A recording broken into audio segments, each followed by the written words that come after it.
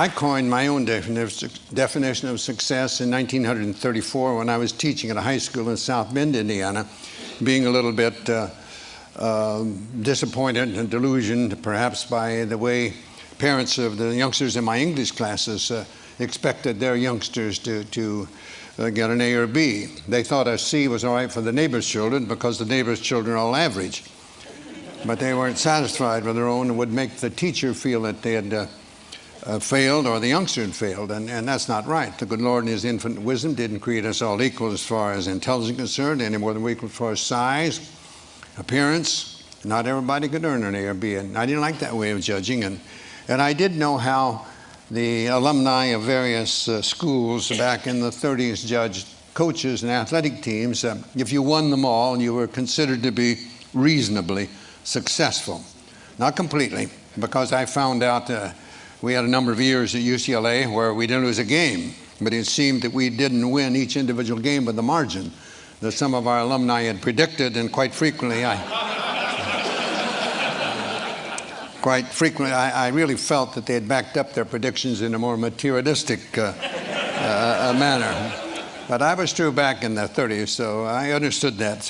But I didn't like it. I didn't agree with it, and I wanted to come up with something that I hope could make me a better teacher and give the youngsters under my supervision, whether it be in athletics or in the English classroom, something to which to aspire other than just a higher mark in the classroom or more points in some athletic contest. And I thought about that for quite a spell, and I wanted to come up with my own definition. I thought that might help.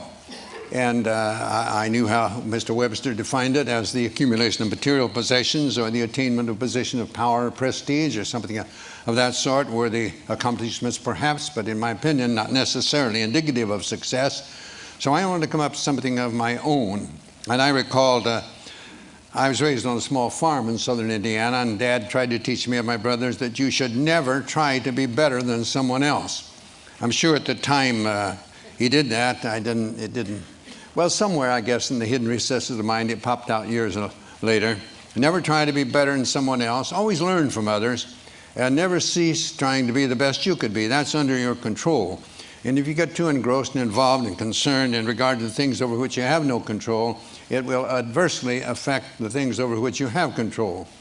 Then I ran across a simple verse that said, "At God's footstool to confess, a poor soul knelt and bowed his head. I failed," he cried. "The Master said, thou didst thy best."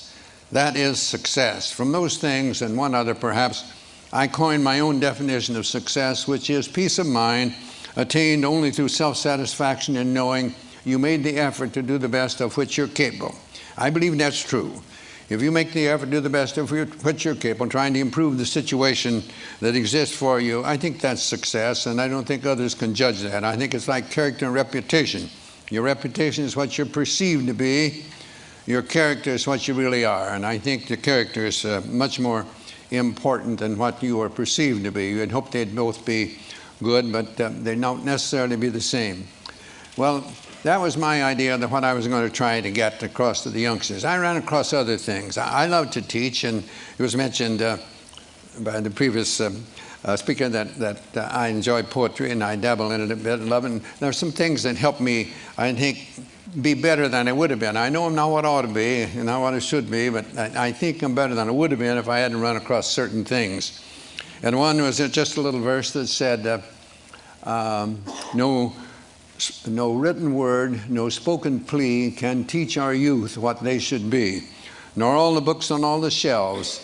It's what the teachers are themselves. That made an impression on me in the 1930s, and I tried to use that more or less in my teaching, whether it be in sports or whether it be in the English classroom.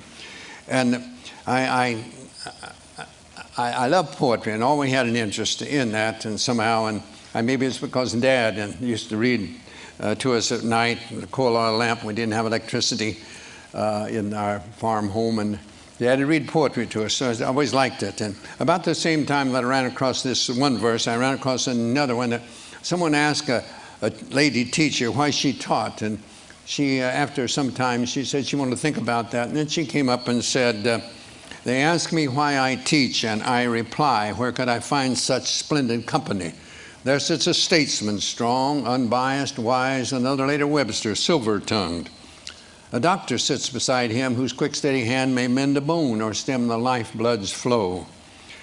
And there a builder, upward rise the arch of that church he builds, wherein that minister may speak the word of God and lead a stumbling soul to touch the Christ. And all about a gathering of teachers, farmers, merchants, laborers, those who work and vote and build and plan and pray into a great tomorrow. And I may say, I may not see the church or hear the word or eat the food their hands may grow, but yet again I may. And later I may say, I knew him once, and he was weak or strong or bold or proud or gay. I knew him once, but then he was a boy. They ask me why I teach, and I reply, where could I find such splendid company? And I believe the teaching profession, that's true. You have so many youngsters, and I got to think of my youngsters at UCLA, 30-some attorneys, 11 dentists, 10 doctors, many teachers in other professions. And that gives you a great deal of pleasure to see them go on. I always tried to make the youngsters feel that they're there to get an education, number one. Basketball was second because it's paying their way. And they do need a little time for social activities, but you let social activities take a little precedence over the other two, and you're not going to have any very long. So that was the ideas that I tried to get across to the youngsters under my supervision. I had 3 rules pretty much that I stuck with practically all the time. I'd learned these prior to coming to UCLA, and I decided they were very important. One was never be late. Never be late. Later on, I had certain things that I had the players, if we're leaving for someone, they had to be neat and clean. There was a time when I made them wear jackets and shirts and ties, and then I saw our chancellor coming to school in denims and turtlenecks, and I thought it was a little not right for me to keep this other, so I let them they had to be neat and clean. And I had one of my greatest players that you probably heard of, Bill Walton. He came and gets the bus. We were leaving for somewhere and to play, and he wasn't clean and neat, so I would let him go. He couldn't get on the bus. He had to go home and get cleaned up to get to the airport if he could. So I was a stickler for that. I believed in that. I believe in time, very important. I believe you should be on time, but I felt the practice, for example, we start on time, we close on time. The youngsters didn't have to feel that we're going to keep them over. When I speak at coaching clinics, I often tell young coaches, in the coaching clinics, more or less, they'll be the younger coaches getting in the profession, and most of them are young, you know, and probably newly married. And I tell them, don't run practices late, because you'll go home in a bad mood, and that's not good for a young married man to go home in a bad mood. When you get older, it doesn't make any difference. But so I did believe on time. I believe starting on time, and I believe closing on time. And another one I had was not one word of profanity. One word of profanity, and you are out of here for the day. And if I see it in a game, you're going to come out and sit on the bench. And the third one was never criticize a teammate. I didn't want that. I used to tell them I was paid to do that. That's my job. I'm paid to do it. Pitifully poor, but I am paid to do it. Not like the coaches today, for gracious sakes, no. It's a little different than it was in my day. But those are the 3 things that I stuck with pretty closely all the time. And those actually came from my dad, and that's what he tried to teach me and my brothers at one time. I came up with a pyramid eventually that we don't have the time to go on that, but that to help me, I think, become a better teacher. And this is something like this, and I had blocks in the pyramid, and the cornerstones being industrious and enthusiasm, working hard and enjoying what you're doing, coming up to the apex, according to my definition of success, and right at the top, faith and patience. And I say to you, in whatever you're doing, you must be patient. You have to have patience. We want things to happen to us. We talk about our youth being impatient a lot, and they are. They want to change everything. They think all change is progress. And we get a little older, we sort of let things go, and we forget that there is no progress without change. So you must have patience, and I believe that we must have faith.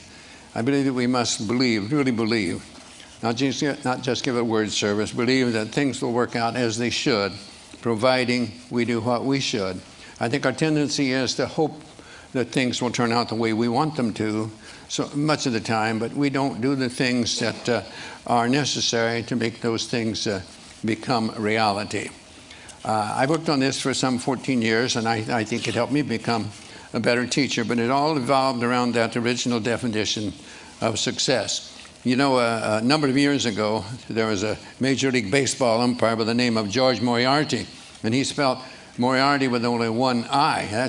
I'd never seen that before, but he did. And big league baseball players, they're very perceptive about those things, and they noticed he had only one I in his name. And you'd be surprised how many also told him that that was one more than he had in his head at various times. But he wrote something that I think he did what I tried to do in this pyramid. He called it the road ahead or the road behind. And he said, sometimes I think the fates must grin as we denounce them and insist the only reason we can't win is the fates themselves have missed. Yet there lives on the ancient claim, we win or lose within ourselves. The shining trophies on our shelves can never win tomorrow's game. You and I know deeper down there's always a chance to win the crown, but when we fail to give our best, we simply haven't met the test of giving all and saving none until the game is really won, of showing what is meant by grit, of playing through and others quit, of playing through not letting up, it's bearing down that wins the cup, of dreaming there's a goal ahead, of hoping when our dreams are dead, of praying when our hopes have fled, yet losing, not afraid to fall, if bravely we have given all, for who can ask more of a man than giving all within his span? Giving all, it seems to me, is not so far from victory. And so the fates are seldom wrong. No matter how they twist and wind, it's you and I who make our fates. We open up or close the gates on the road ahead or the road behind. Reminds me of another set of threes that my dad tried to get across to us. Don't whine, don't complain, don't make excuses. You get out there and whatever you're doing, do it to the best of your ability. And no one can do more than that. I tried to get across to that. My punish will tell you, never heard me mention winning. Never mention winning. My idea is that you can lose when you outscore somebody in a game, and you can win when you're outscored. I've felt that way on certain occasions at various times. And I just wanted to be able to hold their head up after a game. I used to say that when a game is over and you see somebody that didn't know the outcome, I hope they couldn't tell by your actions whether you outscored an opponent or the opponent outscored you. And that's what really matters. If you make your effort to do the best you can regularly, the results will be about what they should be. Not necessarily what you would want them to be, but they'll be about what they should. And only you will know whether you can do that. And that's what I wanted from them more than anything else. And as time went by and I learned more about other things, I think it worked a little better as far as the results. But I wanted the score of a game to be the byproduct of these other things and not the end itself. I believe it was one great philosopher said, Cervantes. Cervantes said, the journey is better than the end. And I like that. I think that is. It's getting there. Sometimes when you get there, there's almost a letdown. But it's getting there that's the fun. I like to, as a basketball coach at UCLA, I liked our practices to be the journey. And the game would be the end result. And I'd like to go up and sit in the stands and watch the players play and see whether I'd done a decent job during the week.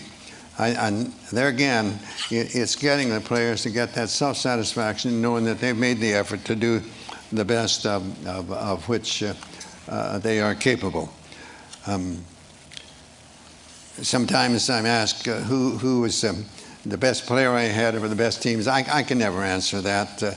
As far as the individual is concerned, I was asked one time about that, and it said, suppose that you in some way could make the perfect player, what would you want? And I said, well, I'd want one that knew why he was at UCLA, to get an education, he was a good student, really knew why he was there in the first place. But I want one that could play too. I'd want one to realize that defense usually wins championships and to work hard on defense. But I'd want one to play offense too. I want him to be unselfish and look for the pass first and not shoot all the time. And I'd want one that could pass and would pass. I've had some that could and wouldn't, and I've had some that would and could. You couldn't. So I wanted that, and I wanted him to be able to shoot from the outside. I wanted to be able to be good inside too. I'd want them to be able to rebound well at both ends too. And why not just take someone like Keith Wilkes and let it go at that? He had the qualifications, and not the only one, but he was one that I used in that particular category because I think he made the effort to become the best. There was a couple. I mentioned in my book, They Call Me Coach, that two players that gave me great satisfaction, and it came as close as I think anyone I ever had to reach their full potential. One was Conrad Burke, and one was Doug McIntosh. When I saw them as freshmen on our freshman team, we didn't have freshmen, couldn't play varsity when I taught, and I thought, oh gracious, if these two players, either one of them, they're different years, but I thought about each one of them at the time he was there. Oh, if he ever makes the varsity, our varsity must be pretty miserable if he's good enough to make it.